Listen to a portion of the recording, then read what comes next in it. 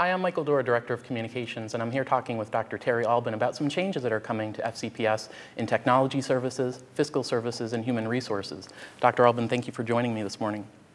So in the last year, we have seen some big changes in FCPS in curriculum and instruction, in school administration, and our business services. Can you talk a little bit about how those changes have impacted FCPS and talk about how you see those changes feeding into the idea of the promise of public education? Well, one of the things that we had to grapple with is we are a very lean organization, and we're seeing increasing demands with our curricular area, our instructional area, and that's impacting a lot of the work that we have to do. So we listen to our staff, we listen to our customers, and we try to reprioritize things to address the most compelling needs in the organization. And we started with instruction last year because we knew with the changes from Common Core and a new assessment, we had to put our resources in the places that they were the most needed in order to keep our organization moving forward. That conversation went into our business services side as well. And recently, the superintendent's leadership team has been talking about, we're teaching 21st century students. Are we operating like a 21st century office? And we felt that there were things we could do to position ourselves in a better way, to meet the demands, and to perform like a 21st century organization should.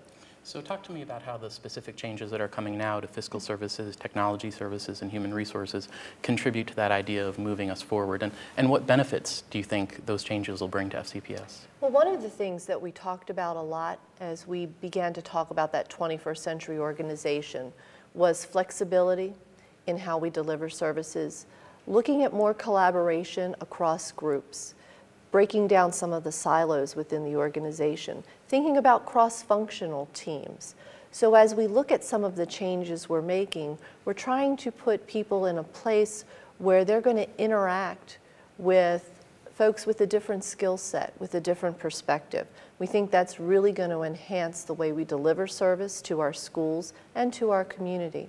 We also know that we've got to get much better with the kinds of technology and the tools that we use in running our organization. And so by having technical resources within that department to turn to who would understand your function and be better poised to help you in using those tools and devices, we felt was a critical move as well. So I hear you talking about modernizing FCPS, moving us into the 21st century, making us an innovative organization. Talk to us more about your vision for FCPS. Where do you see us continuing to grow, and what directions do you see us going in? FCPS is a leader in the state in the results that we achieve. I want us also to be a leader in how we are perceived as an organization, how we get the work done. I want people to look to us and say, what are they doing? Because they get it. They know what's right, they know what's best for the students, and they're moving toward the future. So I want people following us as the leaders, not just in academic achievement, but in our whole philosophy and operation. Change can be scary. What would you say as a leader to folks who might be a little nervous about the changes that are coming down the road? Change is scary, but change has become more of the norm for us in our society than ever in our past. And one of the things we talked a lot about, because we went through this last year with the instructional side of the house, is to use it as an opportunity for some self-reflection, to think about your own professional growth, to think about where you see yourself going in 5, 10 years. And what do you want to do? Where do you want to be positioned? How do you want to be poised in facing your own professional future? Sounds exciting. Is there anything else you'd like to share? Well, the one thing I think makes this exciting is the team of people that we're doing it with.